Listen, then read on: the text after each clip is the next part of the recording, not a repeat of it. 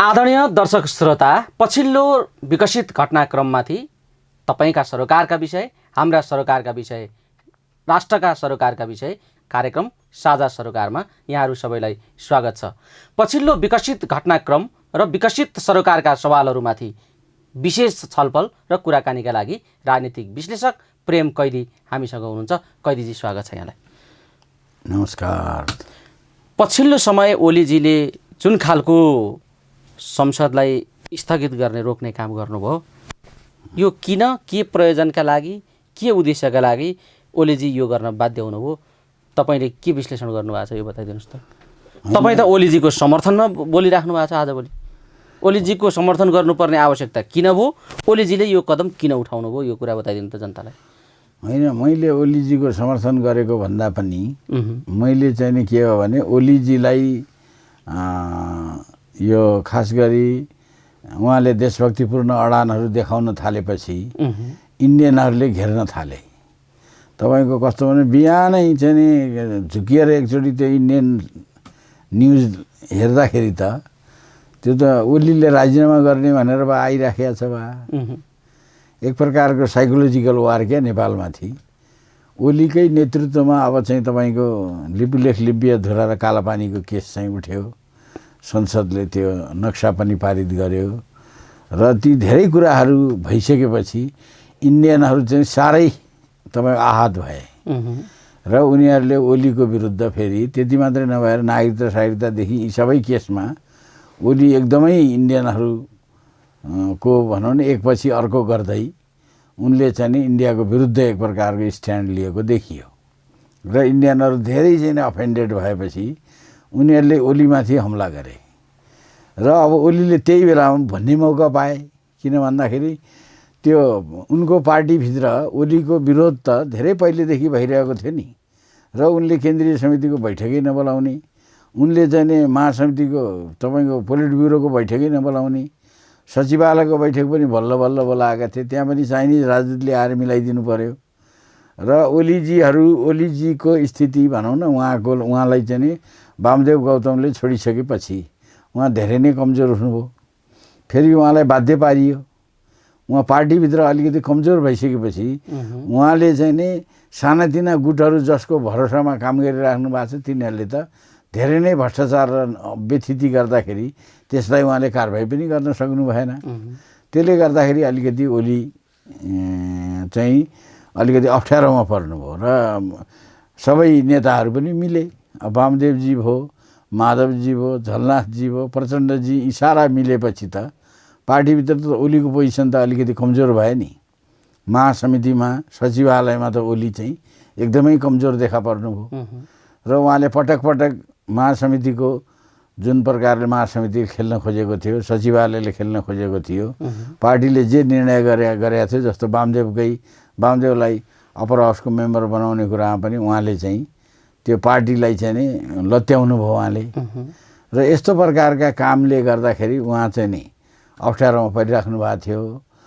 तर जब चाहिँ यो मौका छोपेर इन्डियनहरूले आफूले राजनीति गरे, उनीहरूले ओलीलाई हामीले हटाउन सक्छौँ भनेर उनीहरूले देखिसकेपछि ओलीमाथि हमला गर्न सुरु गरे र वास्तवमा के छ भन्दाखेरि इन्डियाको प्रेस भनेको स्वतन्त्र प्रेस होइन नेपालको जस्तो।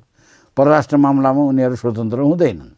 ओली विरुद्ध लेखिएको जति समाचार छ त्यो सबै दक्षिण साउथ ब्लक अथवा तपाईँको इन्डियाको परराष्ट्र मन्त्रालयलाई साउथ ब्लक भन्छ अथवा उनीहरूको गुप्तचर एजेन्सी र आदिले ओलीमाथि भयानक हमला सुरु गरे र यिनीहरूले ओलीलाई चाहिँ अहिले दिल्लीले कसरी हेरिरहेछ भने सी जिनपिङ अनि के खान रे पाकिस्तानको प्रधानमन्त्री इमरान खान र ओली लगायतका साउथ एसियाका जति नेताहरू छन् इन्डियनहरूले यिनीहरूलाई दुश्मनीपूर्ण तरिकाले हेरिरहेका छन् र हुनु पनि के छ भन्दाखेरि इन्डियनहरू अहिले तपाईँको अमेरिकनहरूको इसारामा काम गरिरहेछन्। मोदीजी खास गरी मोदीजीको त घनघोर विरोध आफ्नै देशभित्र पनि।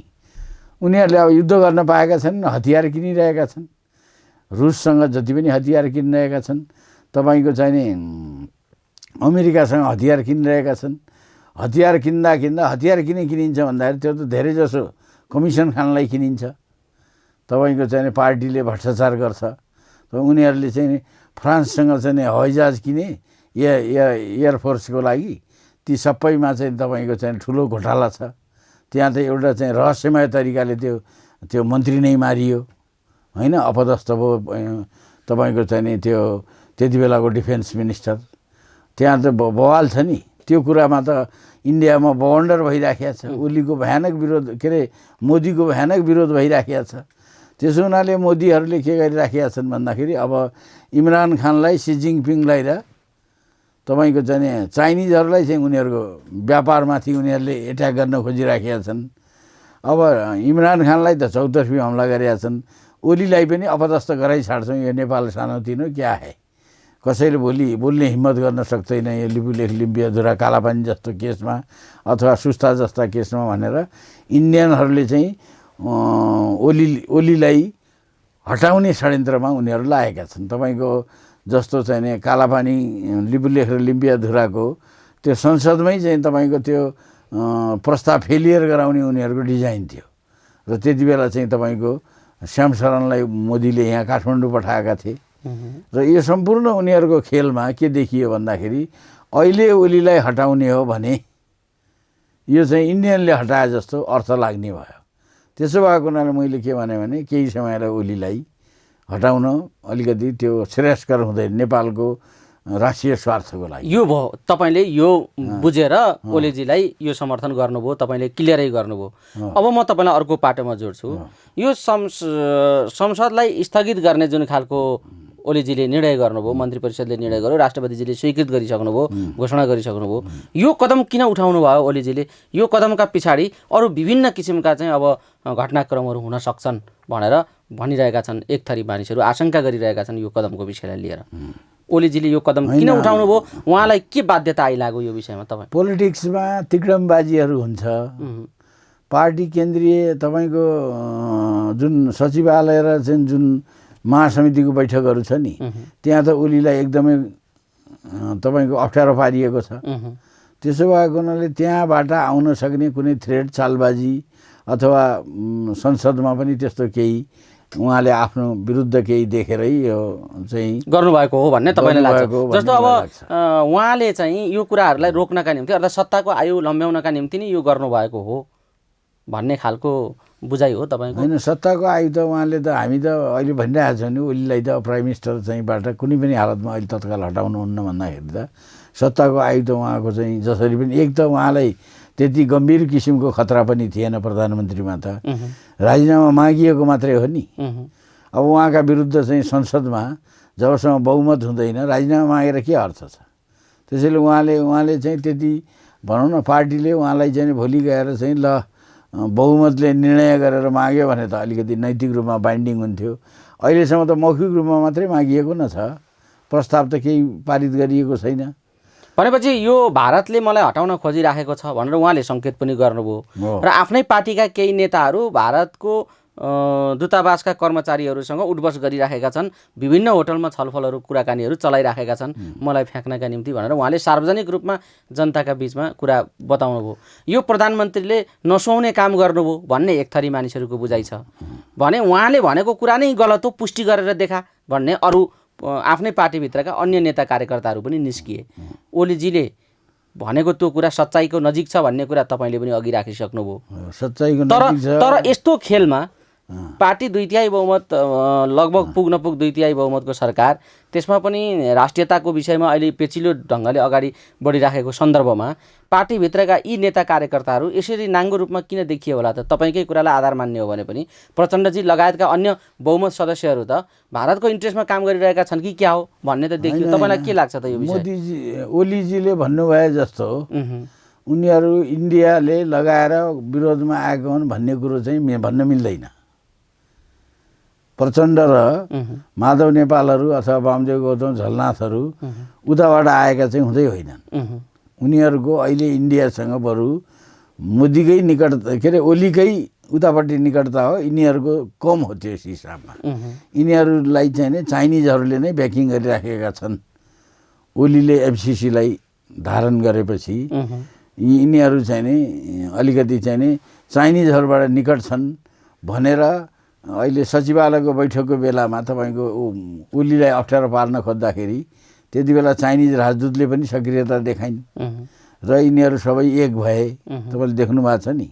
र त्यति बेला चाहिँ त्यही आधारले गर्दाखेरि इन्डियनहरूले यो लिपुलेख लिम्पियाधुरा र कालापानीको सवालमा चाहिँ यो नक्साजारी चाइनिजले भनेर गरे हो भनेर आरोप पनि लगाए नि। चाइनिजले भनेर गरेको त होइन, चाइनिजलाई त त्यहाँ सरकारै छैन। चाइनिज त इन्डियनका साथमा छन् नि, उनीहरू त लिपुलेख को उनीहरूको द्विपक्षीय समझदारी गरेका छन्।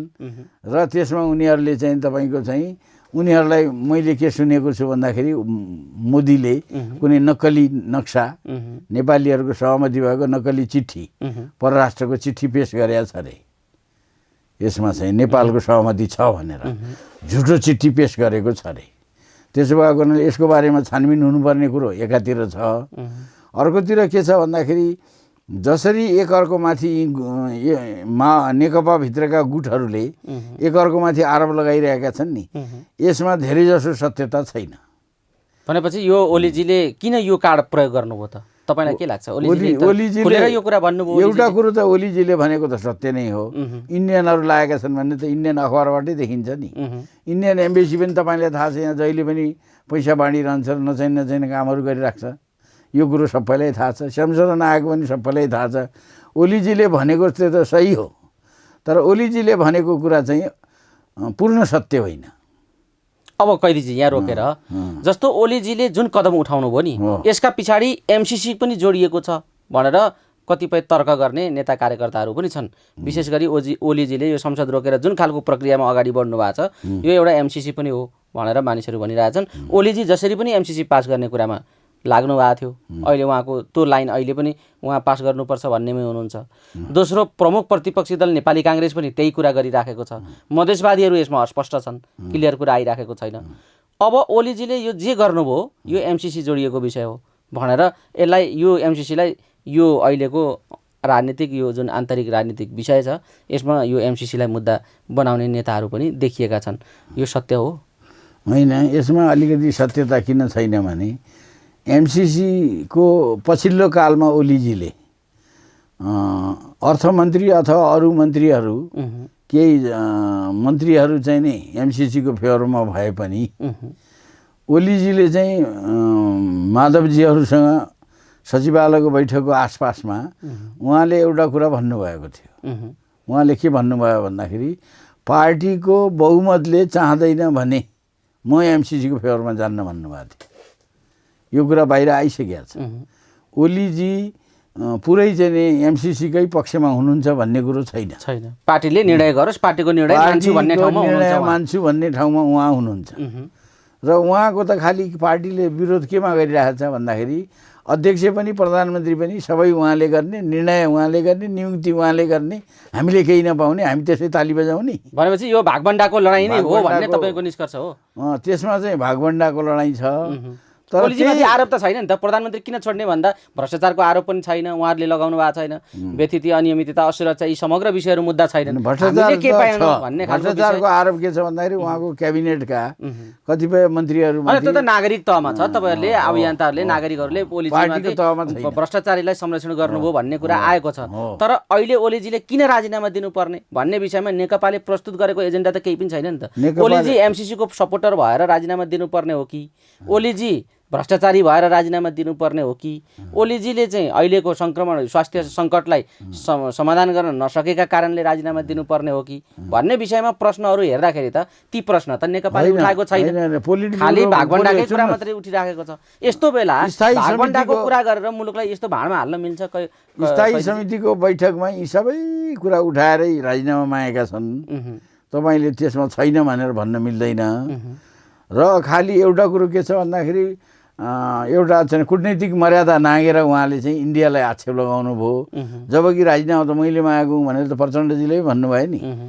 र चाहिँ तपाईँको यता उनको ओलीका विरोधीहरूले चाहिँ नि यी सबै कुराहरू गरि नै रहेका छन् प्रकारान्तरले। र सवाल के हो भन्दाखेरि ओलीलाई चाहिँ नि पार्टीले घेरिरहेको बेलामा इन्डियनहरूले चाहिँ आफ्नो भारी पनि त्यहाँनिर बिसाए क्या। त्यसले गर्दाखेरि चाहिँ ओलीलाई हटाउनुहुन्न अब यति बेला चाहिँ, किनभने इन्डियनहरूले यहाँ भारी बिसायो भन्ने मेरो भनाइ हो। र ओलीको कमजोरी नै छैन, ओलीको कुनै गल्ती नै छैन, ओलीले गलत लाइन लिएकै छैनन् भन्ने मेरो भनाइ होइन। कैदीजी ठ्याक्कै यो यही बेला संसद अधिवेशनलाई ओलीजीले रोक्नुभयो होइन, यही बेला नेकपा एमाले अर्को दर्ता गर्नलाई निवेदन गयो, यही बेला विभिन्न पार्टीभित्रको चाहिँ बिचमा ओलीजी अल्पमतमा पर्नुभयो र आन्तरिक कलहले पार्टी फुट र विभाजनतर्फ जान सक्ने चर्चा परिचर्चाहरू उठिरहेका बेला त्यो पार्टी दर्ता किन भयो, निवेदन किन हालियो निर्वाचन आयोगमा भन्ने यसको पछाडि ओलीजी र त्यो निर्वाचन आयोगमा निवेदन हाल्नेहरू बिचमा कनेक्सन छ कि छैन? अब तपाईँ नेकपा एमालेको प्रस्ताव लिएर किन त्यहाँ गए? ओलीजीले वामदेवजीले त ओलीजीकै इसारामा गरिएको काम हो भनेर ओलीजीको साह्रै निकटको मान्छे महेश बस्नेतको नजिक रहेका महिला रेस्लरहरूले, महिला पहलवानहरूले यो चाहिँ दर्ता गरे। त्यसले गर्दाखेरि ओलीले नै गराएको भन्ने एक। दोस्रो झापाको चाहिँ चेली एकजना त्यसमा नेता देखिन्, अध्यक्ष देखिन्, अगुवा। त्यसले गर्दा पनि यो ओलीजीको यसमा संलग्नता छ भन्ने एउटा आरोप त्यो छ। अर्को चाहिँ तपाईँको के छ भन्दाखेरि यता तपाईँको ओलीजीको चाहिँ के देखियो भन्दाखेरि उहाँले चाहिँ अब यो जुन आफूमाथिको आक्षेपमा जुन एकदमै उत्तेजनापूर्ण तरिकाले यी इन्डियनहरूले उचालेका छन् मेरै पार्टीका नेताहरू भन्ने पनि भन्नुभयो। यसले गर्दाखेरि सिचुएसनलाई एकदम उत्तेजक बनायो। उत्तेजक बनाउनका निम्ति यो गरियो भन्ने तपाईँको हो बुझायो? उत्तेजक बनायो। तर यदि ओलीजीले कुनै प्रकार, अब ओलीजीले त इन्डिया मलाई हटाउन आइरहेछ भनेर गम्भीर आरोप लगाइहाल्नु भयो नि। त्यसो हुनाले त अब सारा युवाहरू त तपाईँ सडकमा देखा परे ओलीको पक्षमा। जनस्तरमा ओलीलाई डिफेन्ड गर्न त जनता उत्रियो नि सडकमा तपाईँको बहरमहलमा त। यसले गर्दाखेरि तपाईँको हामीहरूले पनि धेरै जसो सामाजिक अभियान अब ओलीजीलाई अहिले हटाउन ठिक छैन, ओलीजीलाई तुरुन्त हटाउन मिल्दैन भन्यो। तर सवाल त्यहाँसम्म गएकै छैन। सवाल के छ भन्दाखेरि ओलीजीले 2टा पद धारण गर्नुभएको छ, अध्यक्ष र तपाईँको प्रधानमन्त्री। यो आन्तरिक कलहमै रुमलिएको हो, बवन्डर गरियो भन्ने तपाईँको बुझाइ हो? आन्तरिक कलह हो, त्यसलाई बवन्डर गरियो। एक्ज्याक्टली तपाईँले सही एउटा शब्द दिनुभयो। अब यस्तो बवन्डरमा हालेर प्रचण्ड जस्ता, माधव नेपाल जस्ता, वामदेव जस्ता, झलनाथ जस्ता, के अरे भीम रावल जस्ता देशभक्तिका कुरा गर्ने नेताहरूले, राष्ट्रिय सङ्कटलाई यसरी बुझिराखेका नेताहरूले यस्तो किसिमको बवन्डर गरेपछि अब उहाँहरूको राजनीति चाहिँ कता जाला त भन्ने विषय पनि त जनताले त भोलि हेर्ला। यो त्यस्तो उहाँहरूले जुन कुराहरू उठाइरहनु भएको छ, उहाँहरू त अहिलेबाट उठाएको होइन। यो त अहिले ठ्याक्क लिपुलेख लिम्पियाधुरा र कालापानीको केस अगाडि आयो। फेरि त्यसमा पनि उहाँहरूको भूमिका त पहिले त त्यो लिम्पियाधुरासम्मको कुरा त चाहिँ ओली पक्षले नउठाएर अर्को पक्षले उठाउँथ्यो नि, वामदेवहरूले उठाएको कुरा हो त्यो त। र अहिलेबाट होइन, महाकाली सन्धि हुँदादेखिकै छ होइन। त्यसैले आजको कुराहरू होइन, यो विषय चाहिँ आजको होइन। अहिले ठ्याक्क त्यो चाहिँ नि महाकाली त्यो के अरे लिम्पियाधुरा र कालापानीको तपाईँको चाहिँ नक्सा अगाडि आउनु, संसदमा चाहिँ त्यो तपाईँको चाहिँ नि त्यो पास हुनु, यो सम्पूर्णले गर्दाखेरि के भयो त भन्दाखेरि अहिले इन्डियनहरूले हमला गर्नु। त्यसो भएको हुनाले ओलीलाई इन्डियनहरूले हटाउन खोजेको भन्ने अर्थ लाग्न गएको हुनाले मैले चाहिँ के भने अहिले तत्काललाई ओलीजीलाई हटाउनु प्रधानमन्त्रीबाट कमसेकम हटाउन मिल्दैन। तर यो संवेदनशीलता तपाईँ जतिको विश्लेषक एउटा नागरिक तहमा एउटा अभियन्ताले यति बुझ्नुभयो भने त्यो सङ्कट र अहिलेको राष्ट्रिय सङ्कटमाथि छिमेकीलाई चलखेल गर्न हामीले दिनु हुँदैन भन्नेसम्मको विवेक प्रचण्डजी लगायतका नेता, दोस्रो वरियता तेस्रो वरियताका नेताहरूमा नदेखिनु भनेको त दुःख लाग्दो पक्ष होइन? होइन, उहाँहरूले विषयलाई त्यसरी लिनु भएन। उहाँहरूले भन्नु यो त हामीले मागे हो, हामीले गरेको हौँ, हामीले चाहिँ इन्डियाको केही सरकारै छैन भन्नुभयो। फेरि उहाँहरूले चाहिँ नि इन्डियाको पक्षमा त्यति उनीहरू चाहिँ नि साह्रै भनौँ न इन्डिया भक्तको रूपमा पनि उनीहरूलाई चाहिँ पार्टीभित्रको अडानमा भन्ने हो भने धेरै कुराहरूमा चाहिँ उनीहरू पार्टीभित्रको अडान र शक्ति केन्द्रको निकटताले पनि त्यो देखाउँदैन भन्ने देखाउँदैन सङ्केत भयो। त्यसैले गर्दाखेरि उनीहरूमाथि त्यो आरोप लगाउनु पनि मिल्दैन। र एउटै कुरो म के भन्छु भन्दाखेरि यो सम्पूर्ण कुराहरूमा इन्डियनहरूले हमला गरेको हुनाले ओलीजीलाई अहिले हटाउनुहुन्न भन्दै पनि म के भन्छु भन्दाखेरि यो जुन प्रकारको नेकपाभित्र बवन्डर आइराखेको छ नि, यो त सबै ओलीको कमजोरीले आयो नि। आखिर यो चुनावको नेता पनि ओली नै हुन्, जनताले त ओलीलाई भोट दिया हो नि, ओली नै नेता हुन्। यो सबैलाई मिलाएर ओलीले लानुपर्थ्यो, ओलीले लानुपर्थ्यो नि। ओलीले त्यो चाहिँ आफ्ना केही अरौटे भरौटेलाई मात्रै वरिपरि राखेर सुविधाका पदहरू दिएर अथवा चाहिँ पार्टीमा एक्लौटीपन गर्न खोज्दाखेरिको बवन्डर न हो। ओलीले सबैलाई चित्त बुझाएर सबैलाई मिलाएर लान सकेको भए त यो पार्टीको सर्वशक्तिमान नेता त ओली नै हुन् नि। अब उनी त पार्टीको अध्यक्ष पनि उनी, प्रधानमन्त्री पनि उनी। यही रत्तिभर जिरो टलरेन्स भ्रष्टाचारमा म गर्छु भन्दै तपाईँले देख्नु भएको छ। सेनालाई समेत उहाँले बदनाम गरिदिनु हो। तपाईँको चाहिँ नि हेर्नुहोस् त, चाइनाबाट ल्याएको सामानमा बिलै आइगयो नि। तपाईँको एउटै आइटममा त हजारौँ डलरको अन्तर छ। कस्तोसम्म आएको छ भ्रष्टाचारको छ तपाईँको। ओम्नीहरूले गरेको बदमासी त तपाईँले छताचुल्ला उहाँकै क्याबिनेटमा भएका मन्त्री, वाइट बडी, एनसेल, यस्ता थुप्रै विषयहरू ओलीजीमाथि प्रश्न बनेका छन्। एउटा विषयमाथि एउटा कालो व्यापारीमाथि पनि अहिलेसम्म उहाँले कारवाही गर्न सक्नु भएन, भएकै छैन भनेर उहाँ चाहिँ भनेर अडिलिरहनु। यसले गर्दाखेरि के देखियो भन्दाखेरि उहाँले त्यही केही करप्ट आफ्ना सबअर्डिनेटहरूसँग कम्प्रोमाइज गरिराख्नु भएको छ भन्ने देखिएको छ। उहाँको कमजोरीहरू देखिएको छ। तर त्यति देखिँदै पनि उहाँलाई अहिले एक्सक्युज केमा गएर भयो भन्दाखेरि, अब बाहिरबाट एउटा भुवासो आयो भने भित्र दुईवटा मान्छेहरू थर्ड पर्सन आइदियो भने घरभित्रको झगडामा त तपाईँको चाहिँ त घरभित्रको झगडाले थाती राखेर बाहिरकोसँग लड्नु पऱ्यो नि।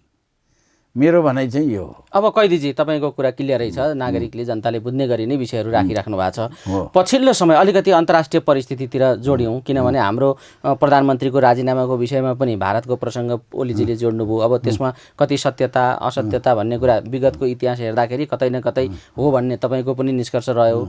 अहिले भारत चौतर्फ छिमेकीहरूसँग सम्बन्ध बिगारिराखेको छ र चीनसँग युद्धको स्थिति भइराखेको छ। यो भारत चीन युद्धको स्थिति कसरी पैदा भयो, यसलाई कसरी निहाल्नु भएको छ, यसले हाम्रा देशमा कस्तो खालको सङ्कट ल्याउन सक्छ या यो समाधानको बाटोमा जान्छ, के लाग्छ तपाईँलाई? त्यो द्वन्द्व र युद्धले के सङ्केत गरिराखेको छ? होइन, अब तपाईँको चाहिँ नि इन्डियामा चाहिँ नि मोदी चाहिँ नि साह्रै नै फेलियर, सारा अपोजिसन त सडकमै छ। तपाईँको फेरि गएर चाहिँ नि यो हाम्रो यहाँ नेपाल सरकारले जस्तै इन्डियाको सरकारले पनि तपाईँको चाहिँ नि यो जति पनि यो कोरोनावाला छ नि यसमा 0%मा गयो। उनीहरूले फेलियर भए, हजारौँ मान्छे मरे, मान्छेहरूले कसैलाई पनि 5 लाख सङ्क्रमित हुने स्थिति र असाध्यै मान्छेहरूलाई चाहिँ तपाईँको चाहिँ त्यहाँ सङ्कष्ट भएर कसैलाई पनि उनीहरूले चाहिँ म्यानेजेबल एउटा सिचुएसन देखिएन। र यो कुरा चाहिँ तपाईँको हामीले आरोप लगाइरहेका होइनौँ।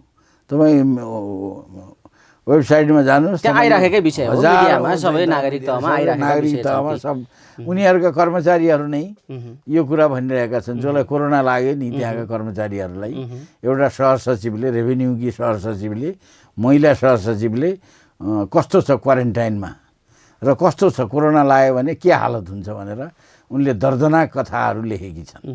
र एकदमै नराम्रो अवस्था छ त्यहाँ।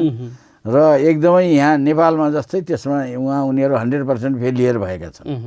र त्यो फेलियरको विरुद्ध पनि सारा त्यहाँको चाहिँ सामाजिक सञ्जालदेखि लिएर राजनीतिक नेतादेखि लिएर त्यहाँ प्रेस सारा सडकमा आएको छ, मोदीको विरुद्ध गएको छ।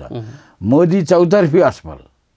मोदीले चाहिँ उहाँ ट्रम्पलाई स्वागत गरिराखेको बेला गुजरातमा, यता उत्तर पूर्वी दिल्लीमा 10,000 मान्छे चाहिँ बेपत्ता भए र कैयौँ मारिए र अरबौँको सम्पत्ति चाहिँ स्वाहा भयो। त्यसको केही जवाफ छैन। मोदीले फेरि एउटा तपाईँको चाहिँ नि शरणार्थी मुसलमानहरूलाई नागरिकता नदिने भनेर भनेपछि तपाईँको त्यहाँ चाहिँ जुन नागरिकता कानुन आयो नि त्यसले चाहिँ त तपाईँको बवन्डर मचायो त्यहाँ। र त्यो बवन्डरले गर्दाखेरि तपाईँको साइनबाग जस्ता ठुला आन्दोलनहरू भए। यदि कोरोनाको ऊ नआएको भए त ती आन्दोलनले गर्दाखेरि मोदी सफाया भइसकेका हुन्थ्यो अहिलेसम्म।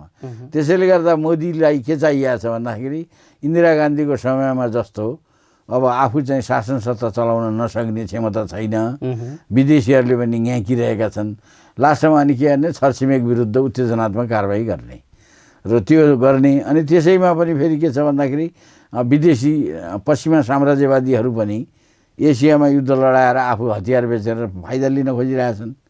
त्यसको मतियार भएर मोदी आएको हुनाले मोदीले चाहिँ चीनका विरुद्ध उत्तेजनात्मक कारबाही गर्ने होइन। अब तपाईँको कुरै गर्ने हो भने त चाइनिजहरूको इतिहासले त त्यो लद्दाख भने पुरै देशै चाइना मातहतको देश देखिन्छ नि, साङ्कार भन्ने उनीहरूकै मातहत होइन। कैयौँ त्यो भूभागहरू तपाईँको उनीहरूको देखिन्छ।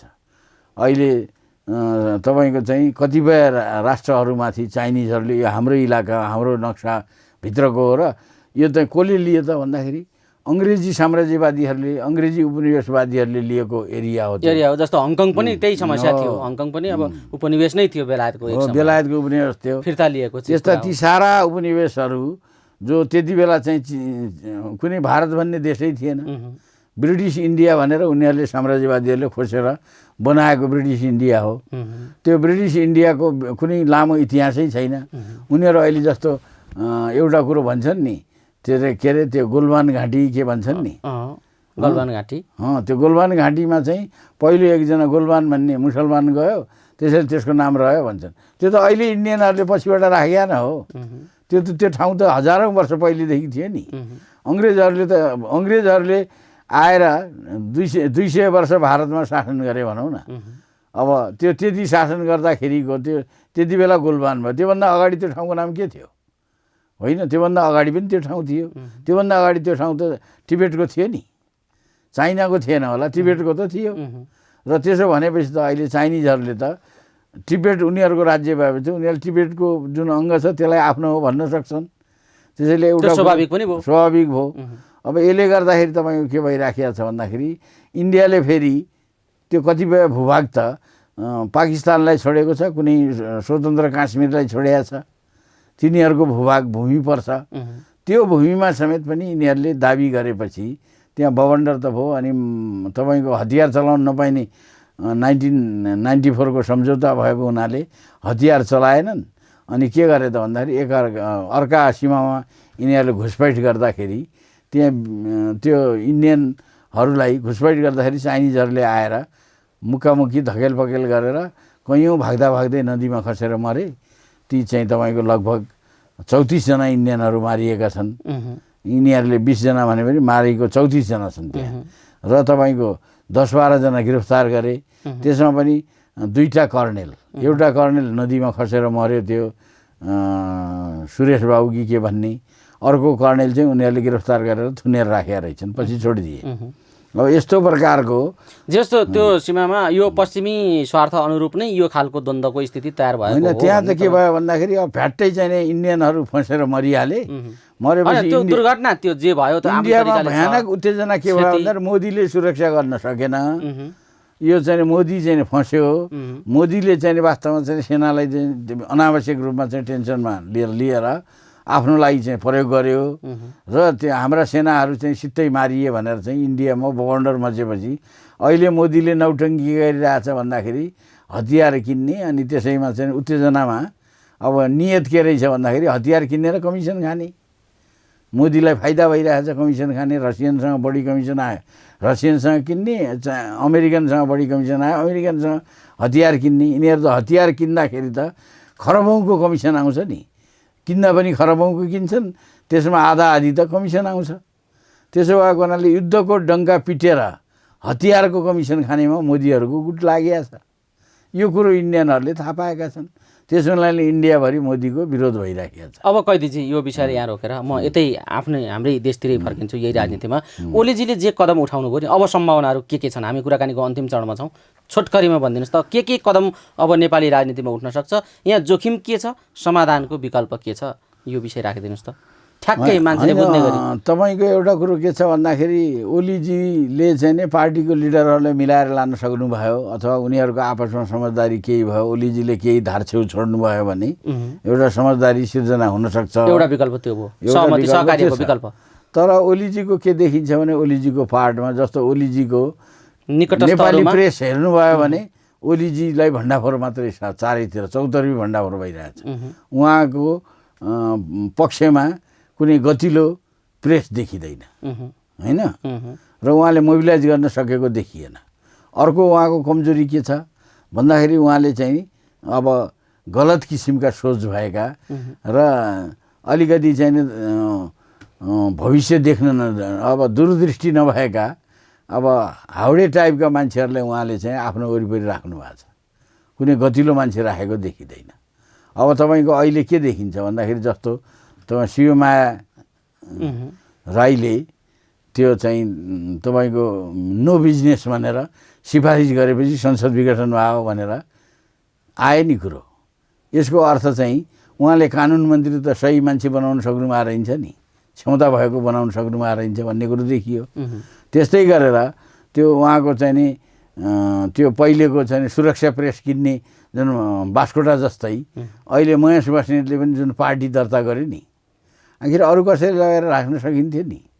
तिनीहरू त्यो महेश बस्नेतसँग डे टु डे बसुट भएका मान्छेलाई राख्दाखेरि त उसले नै गरेको हो भनेर वामदेवजीले आरोप लगाउन त पाए नि। यसले गर्दाखेरि अहिले हुन त अब भन्न त मान्छेहरूले के भन्छन् भन्दाखेरि वामदेवजीलाई पनि मिनिस्टरमा ल्याइहाल्ने, ईश्वर पोखरेललाई पार्टीतिर धकेल्ने, अनि अब सरकार परिवर्तन गर्ने, केही माधवजीका अथवा यिनीहरूका विभिन्न नेताका मान्छेहरू थप्ने, अझै ओलीका मान्छेहरू घटाउने, त्यसरी चाहिँ भित्र चाहिँ प्याचअप हुँदैछ भनेर बाहिर कुरो आइराखेको छ। तर त्यति सहज छैन स्थिति। अब भागभण्डा मिलाएर चाहिँ अगाडि बढ्ने भन्ने खालको चर्चा छ, तर त्यति सहज स्थिति छैन। ओलीजीको पक्षमा ओलीजीले कुनै ठुलै एउटा सेक्रिफाइस गर्न सक्नु भएन भने ओलीजीको पक्षमा स्थिति राम्रो देखिँदैन।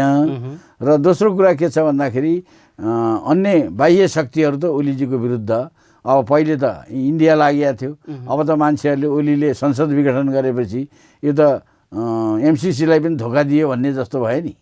यसले गर्दाखेरि अमेरिका पनि अब चाहिँ ओलीको विरोधमा आइसक्यो भन्ने खालको कुरा आइरहेछ। र यसले गर्दाखेरि के भयो भन्दाखेरि ओलीको स्थिति त अन्तर्राष्ट्रिय जुन हस्तक्षेपकारी शक्तिहरूको अगाडि त ओलीजी त कमजोर भएर जानुभयो नि। यस्तो प्रकारको स्थिति देखा पर्यो राजनीतिमा।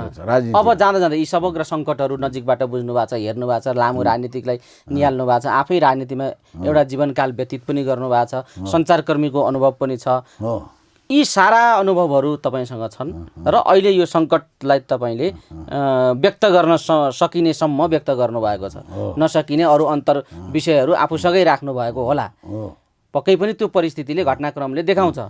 कैदीजी, यो समग्र सङ्कटमा तपाईँले जसरी बुझ्नु भएको छ, अब आम नागरिकलाई जाँदा जाँदै यो सङ्कटलाई पर्गेल्दै नेपाली जनताले अगाडि कसरी बढ्ने, नेपाली जनताका सामु के विकल्प छ, जनताले के गर्नुपर्छ, जनतासँग के अपिल गर्नुहुन्छ, जाँदा जाँदै बताइदिनुहोस्। नेपाली जनताको सामु त के छ भन्दाखेरि तपाईँको अहिले अब निर्यता, निराशा, यस्तै अप्ठ्यारो मात्रै बिहोरिरहने कि यसबाट निकासका लागि अब जनताको भूमिका देखिनुपर्ने बेला आयो, के हो विषय? नेपाली जनता त अग्रसर हुनैपर्छ, अगाडि आउनैपर्छ। नेपाली जनताले त राष्ट्रको सवालमा अलिकति सशक्त रूपमा आफ्नो केही न केही एउटा चाहिँ स्टेप त अगाडि नचालेसम्म त यो कुरो के भयो भन्दाखेरि तपाईँको चाहिँ नि विदेशीहरूको हस्तक्षेप र म्यानेजमेन्ट, एक्सटर्नल माइक्रो म्यानेजमेन्ट एकदमै चर्को रूपमा बढेर आएको छ। राजनीतिक दलहरूको जुन प्रकारको डिजाइन बनाएको छ, जुन प्रकारको सिस्टम छ, यो सिस्टम चाहिँ तपाईँको वर्केबल छैन। यसले काम गर्न नसकेर त्यसको धक्का चाहिँ कसलाई परिरहेको छ, राष्ट्रको चाहिँ नि स्वाधीनतामाथि, राष्ट्रको अस्तित्वमाथि, राष्ट्रको व्यक्तित्वमाथि धक्का परिरहेको छ। त्यसैले नेपाली जनताले पोलिटिकल सिस्टमलाई नै एक प्रकारले पुनर्मूल्याङ्कन गर्नुपर्ने र आफूले हस्तक्षेपकारी भूमिकामा अग्रसर हुनुपर्ने मेरो चाहिँ मान्यता छ। आदरणीय दर्शक वृन्द, आज हामीले समग्र राजनीतिक घटनाक्रम कसरी अगाडि बढिरहेको छ भन्ने विषयमा केन्द्रित रहेर कुराकानी गरेका छौँ। नेकपाको आन्तरिक कलह के हो, यसले कस्तो गन्तव्य लिन खोजिरहेको छ, राष्ट्रिय अन्तर्राष्ट्रिय शक्तिहरूले कसरी चल्केल अगाडि बढाइरहेका छन् र आम राष्ट्र र नागरिकको जीवन कतातर्फ गइरहेको छ भन्ने यी आम सरोकारका विषयहरूमा हामीले छलफल गरेका छौँ। यो छलफलमा यो साझा सरोकारका विषयहरू, तपाईँका सरोकारका विषयहरू, हाम्रो सरोकारका विषयहरू, आम साझा सरोकारका विषयहरूमा हामी निरन्तर बहस र छलफल जारी राख्नेछौँ। कैदीजी, यो छलफलमा साथ दिनुभयो, यो समय उपलब्ध गराइदिनुभयो, यहाँलाई धेरै धेरै धन्यवाद।